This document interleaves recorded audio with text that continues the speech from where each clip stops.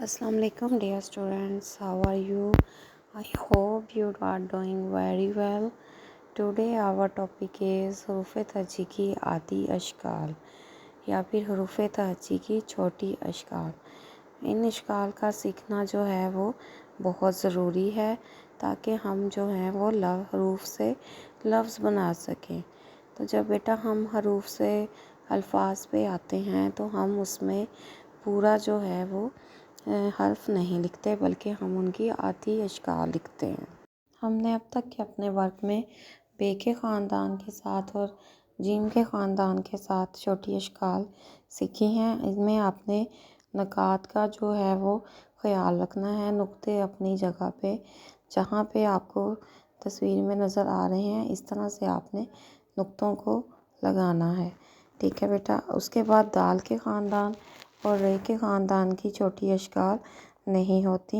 उसके बाद हरूफ तहज्जी में जो हर्फ आता है वो है सीन का ख़ानदान, जिसमें दो हरूफ हैं सीन और शीन। सीन के ऊपर कोई नुक्ता नहीं होता जबकि शीन के ऊपर 3 नुक्ते होते हैं। आइए अब इनको लिखना सीखते हैं। सबसे पहले आपने इसका टॉपिक राइट कर लेना है। उसके बाद अब हम इसको लाइन के साथ साथ लिखेंगे।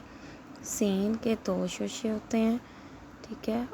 उसके बाद आएगा शीन, शीन। इस तरह से ज़्यादा ऊपर से स्टूडेंट आपने स्टार्ट नहीं करना, ठीक है। जैसे कि ये ऊपर से, बहुत ऊपर से इस तरह से आपने नहीं करना बल्कि लाइन के पास आपने स्टार्ट करना है, ठीक है। उसके बाद लाइन के पास से आपने स्टार्ट करना है। उसके बाद जो काम आप स्टूडेंट्स करते हैं उसमें इस तरह से ये सीधा नीचे को लाइन देकर नहीं आनी, जैसे कि बल्कि ये स्लांटिंग लेके आनी है नीचे, जैसे आपको नज़र आ रहा है। इसको आपने स्लांटिंग नीचे लेके आना है, ठीक है। और इसको हम एक दफ़ा फिर लिखेंगे, 2 शोशे और ये स्लांटिंग लाइन।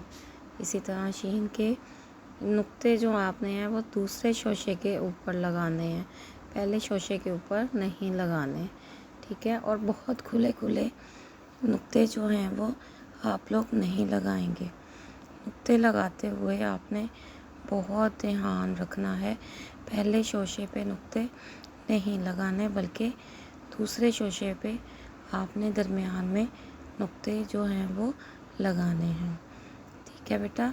इस तरह से आपने अपना वर्क कंप्लीट करना। अपना बहुत सा ख्याल रखिएगा। अल्लाह हाफिज़।